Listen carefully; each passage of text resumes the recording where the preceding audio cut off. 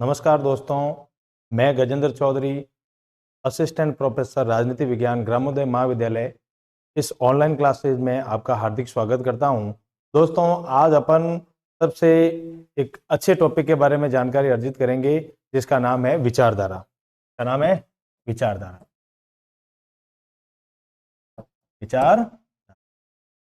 दोस्तों, विचारधारा के बारे में जानने से पहले अपन को इस शब्द का अर्थ जानना पड़ेगा कि इस शब्द का निर्माण कैसे हुआ। तो इसमें दो शब्द हैं, एक है विचार प्लस धारा। धारा का मतलब होता है प्रवाह। क्या मतलब होता है? प्रवाह, यानी विचारों की श्रृंखला। तो इसका अर्थ ले लेंगे अपन, विचारों की श्रृंखला। क्या अर्थ हो जाएगा? विचारों की श्रृंखला, यानी एक विचारों का प्रवाह, एक विचारों का संयोजन। अब दोस्तों, सबसे पहले अपन के सामने एक प्रश्न मन में उठता है कि ये जो विचार शब्द है वो आया कहां से, यानी इस विचार की उत्पत्ति कैसे होती है। तो इसके लिए अपन को थोड़ा मानव जीवन के बारे में जानकारी अर्जित करनी पड़ेगी। वो ये है कि जितने भी प्राणी जगत के अंदर जितने भी जीव है, उसमें सबसे बुद्धिमान और सबसे सर्वश्रेष्ठ जीव है वो होता है मनुष्य। पहला बिंदु अपने पास क्या आ जाएगा? मनुष्य। इस प्राणी जगत में क्या है? मनुष्य बुद्धिमान है। क्या है? बुद्धिमान। बुद्धिमान होता है मनुष्य, बुद्धिमान होता है। पहली चीज, यानी जितने भी प्राणी जगत के अंदर जितने भी जीवधारी है उसमें सबसे जो बुद्धिमान होता है, जिसके अंदर तर्क शक्ति पाई जाती है, वो होता है मनुष्य। क्या होता है दोस्तों? मनुष्य। दूसरी चीज ये है कि जब मनुष्य बुद्धिमान है तो इस बुद्धि का प्रयोग भी करेगा, यानी वो किसी भी घटना या किसी भी व्यवस्था या वस्तु के बारे में अपने क्या रखेगा? अपने खुद के आइडिया रखेगा। क्या रखेगा? तो इस हेतु वो क्रियाएं किसके साथ करेगा? समाज के साथ करेगा। तो दूसरा बिंदु अपने साथ सामने आ गया, मनुष्य एक सामाजिक प्राणी होता है। मनुष्य एक सामाजिक प्राणी होता है, यानी दो चीजें दोस्तों हमारे सामने आ गई है। पहली यह है कि मनुष्य बुद्धिमान होता है, दूसरा कि मनुष्य एक सामाजिक प्राणी होता है, यानी उसकी जितनी भी घटनाएं, जितनी भी गतिविधियां, जितनी भी उसकी कार्यविधियां होगी वो कहाँ संचालित होगी? समाज के अंदर। कहाँ होगी? समाज के अंदर। यानी अपने सामने एक सबसे इंपॉर्टेंट चीज आई है, वो आई है समाज। अब दोस्तों, समाज होता क्या है? यानी जितने भी प्राणी है, जितने भी मनुष्य है, यानी प्राणियों के अंदर सबसे बुद्धिमान मनुष्य तो मनुष्य है। मनुष्य क्या करता है? वो संगठित अवस्था में रहता है, यानी वो अकेला नहीं रह सकता। क्योंकि अपन मानव इतिहास को पढ़ते हैं तो सबसे पहले अपने सामने यही आता है कि पहले आदि मानव था, वो कबीलों के अंदर रहता था, जंगल के अंदर एक जंगली जीवन जीता था, आदिवासी जैसा। लेकिन अब वो एक संगठित समाज, यानी एक समाज, यानी बहुत सारे कबीले जो साथ में आए तो फिर एक संगठित समाज का निर्माण हो गया। और मनुष्य की जितनी भी गतिविधियां होती है, व्यक्ति की जितनी भी गतिविधियां होती है दोस्तों, कहां होती है? समाज के अंदर होती है। क्या होती है? समाज के अंदर। तो अब दोस्तों अपने सामने दो चीजें ये आ गई, एक मनुष्य बुद्धिमान होता है और मनुष्य एक सामाजिक प्राणी होता है।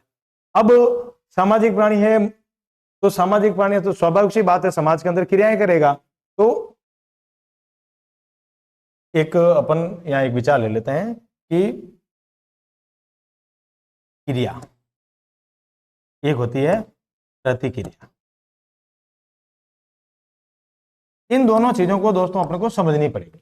यानी मनुष्य जिस भी घटना को देखेगा, जिस भी व्यवस्था को देखेगा, उसके बारे में उस मनुष्य के विचार आएंगे, मन के अंदर आइडिया जन्म लेंगे। क्यों? क्योंकि मनुष्य के अंदर संवेदनाएं पाई जाती है। मनुष्य बुद्धिमान होता है, बुद्धिमान होने के नाते उनके अंदर मानसिक संरचनाएं पाई जाती है। जब मानसिक संरचनाएं पाई जाती है तो उसके अंदर संवेदनाएं भी पाई जाती है, और ये संवेदनाएं अक्सर क्रिया के रूप में बाहर आती है। किसके रूप में? यानी जब मनुष्य किसके साथ क्रिया करेगा? इस समाज के साथ। कहां होगी? समाज के साथ। किसी घटना को देखेगा, किसी व्यवस्था को देखेगा, उसके मन में क्या आएगा?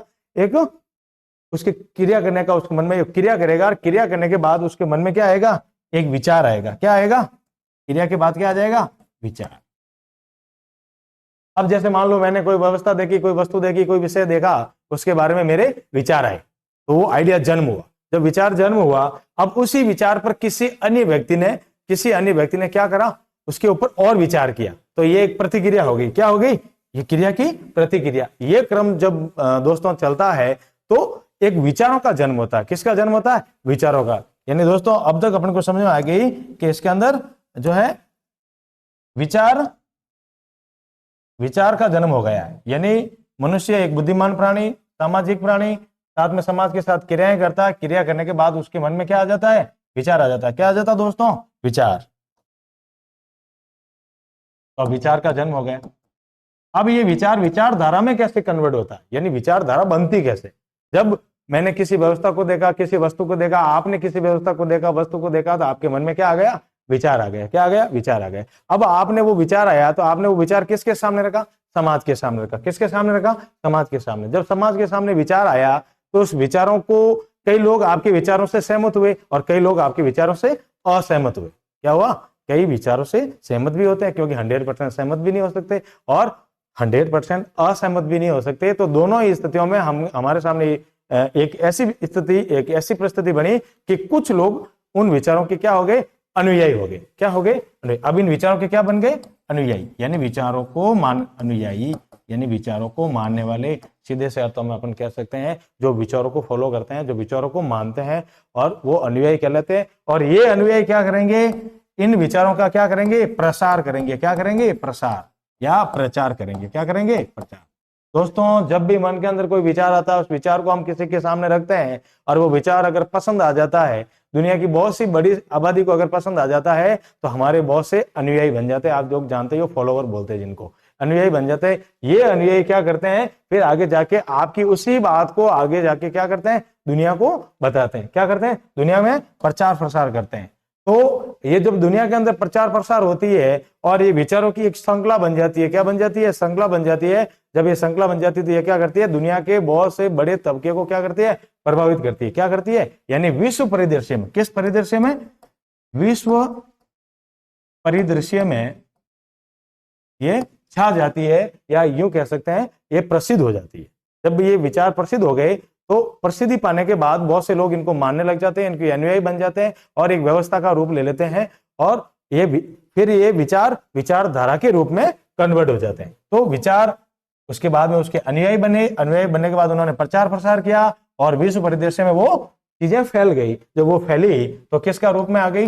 विचारधारा के रूप में आ गई। किसके धारा में हो गई? विचार। इसको वाद के नाम से भी जाना जाता है। अब दोस्तों इसका जो जन्म हुआ है उसके संबंध में मैं आपको एक छोटा सा उदाहरण देता हूं। वो उदाहरण है आपके जर्मनी का। कहाँ का है? जर्मनी का। और एक उदाहरण है इटली का। दो उदाहरण दोस्तों आपके सामने है कि कैसे विचारधाराएं जो है लोगों को प्रभावित करती है। जर्मनी के प्रथम विश्व युद्ध हुआ था, उसके समय जर्मनी खत्म होने के बाद जर्मनी के ऊपर बहुत सारी शर्तें लाद दी गई। आपको पता हो, वर्साई की संधि के द्वारा कई प्रकार की शर्तें उसके ऊपर अपमानजनक, यानी अपमानजनक वर्साई संधि, और वर्साई संधि से उसमें क्या चीजें करी गई? जर्मनी के साथ अन्याय किया गया। अपमानजनक, अपमानजनक, अपमानजनक। जब ये अपमानजनक संधि हुई तो जो है वहां के निवासी है, उन निवासियों के अंदर एक गुस्सा फूटा मन के अंदर कि भाई हमारे साथ ऐसा क्यों हुआ, हमारे साथ ऐसा क्यों हुआ। दोस्तों ध्यान रखना, देखो विचारधारा बनती कैसे, वो चीजें, वो प्रोसेस मैं आपको बता रहा हूं कि जो है वर्साई की संधि होती है, इसको अपमानजनक संधि कहा जाता है। इसके अंदर बहुत सारी शर्तें लाद दी जाती है जर्मनी पर। फिर क्या होता है? जर्मनी के अंदर जो लोग होते हैं उन लोगों के मन में एक गुस्सा फूटता है। उसी गुस्से को विचारों के रूप में जो है एक विचार का रूप देने के लिए एक व्यक्ति आता है जिसका नाम है हिटलर। क्या नाम है? Hitler, Adolf Hitler. ये व्यक्ति क्या करता है? इन लोगों का जो गुस्सा होता है उस गुस्से को एक आवाज दे देता है। ये कहता है कि जर्मनी वासियों, अगर आपको बचना है, विश्व के अंदर अपने मान सम्मान को लाना है, तो आपको मेरा साथ देना पड़ेगा। यानी किसका साथ? हिटलर का साथ देना पड़ेगा। तो लोगों ने क्या करा? हिटलर का साथ दिया। और हिटलर ने इस चीज को किस नाम से दे दिया? राष्ट्रवाद के नाम से। किस नाम से? राष्ट्रवाद। और यही हिटलर का राष्ट्रवाद है, वो किसके रूप में कन्वर्ट हो गया? फांसीवाद के रूप में, यानी एक तानाशाह शासक के रूप में जाना गया।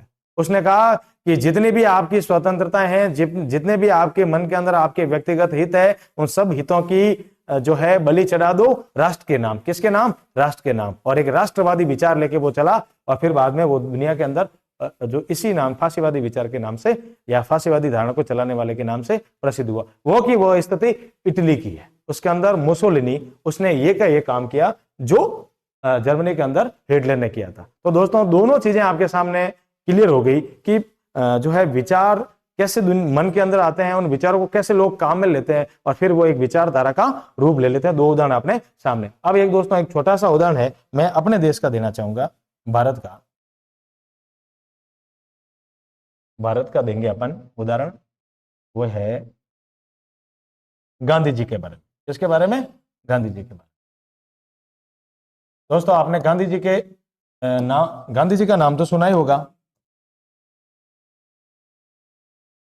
गांधी जी, महात्मा गांधी का नाम सबने सुना होगा, हम सब परिचित, क्योंकि हमारे फादर ऑफ नेशन है।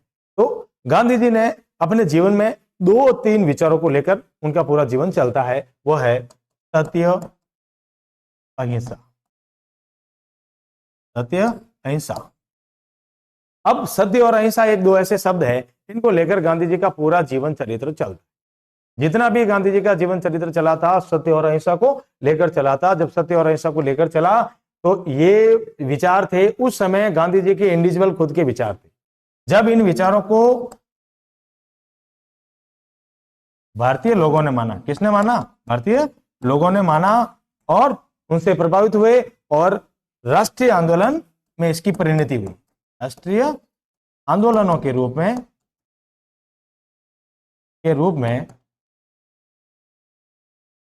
इसकी परिणति हुई। यानी राष्ट्रीय आंदोलन का जो जन्म हुआ था वो गांधी जी के विचारों से, गांधी के जैसे और भी कई लोग थे, लेकिन ये सत्य और अहिंसा इन दो शब्दों को लेकर ये आंदोलन चला और एक राष्ट्रीय आंदोलन का रूप ले लेता है। अधिकांश भारतीय लोगों के मन में बस जाते हैं गांधी जी।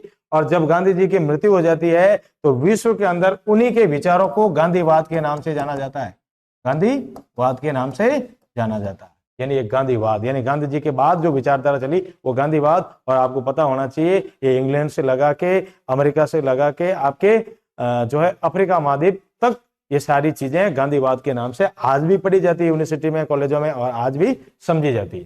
तो दोस्तों अपने सामने ये 3 उदाहरण थे। इन 3 उदाहरणों के माध्यम से हमने समझा कि जो है विचारधारा जन्म कैसे लेती है।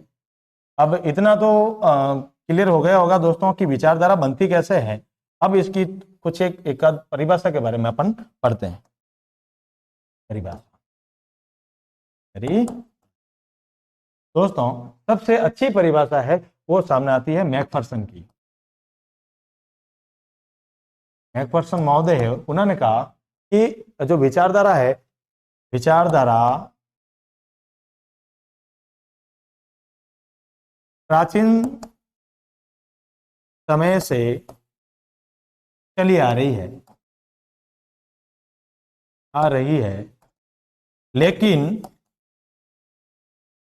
लेकिन वर्तमान में इसका प्रचलन बढ़ा है। वर्तमान में इसका प्रचलन बढ़ा है क्योंकि यह सामाजिक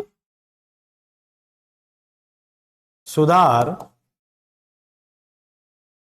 आंदोलनों की प्रेरणा स्रोत है।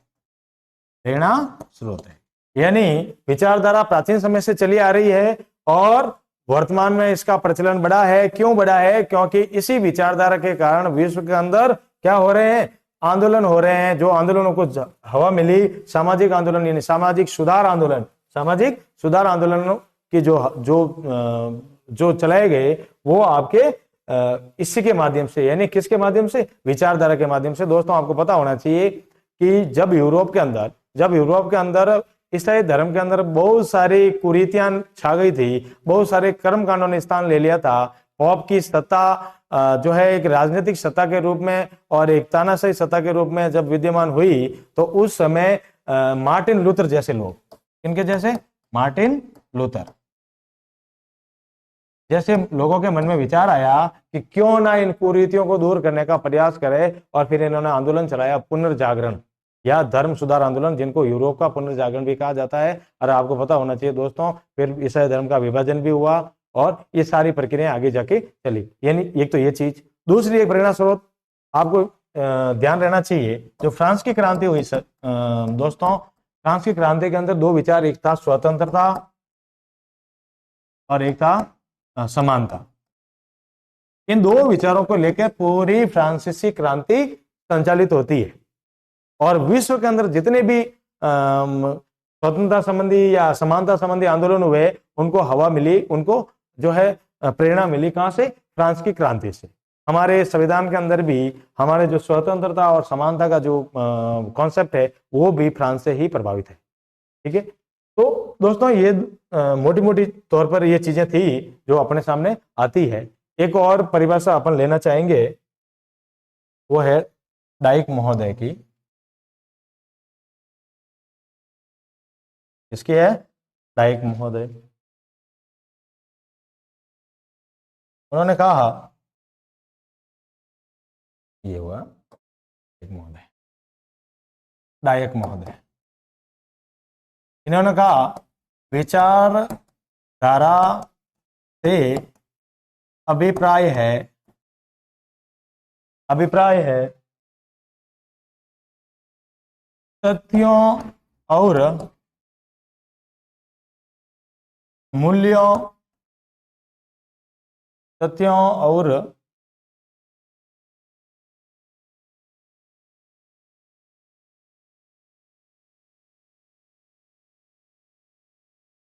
अभिप्राय, तथ्यों और मूल्यों के विषय में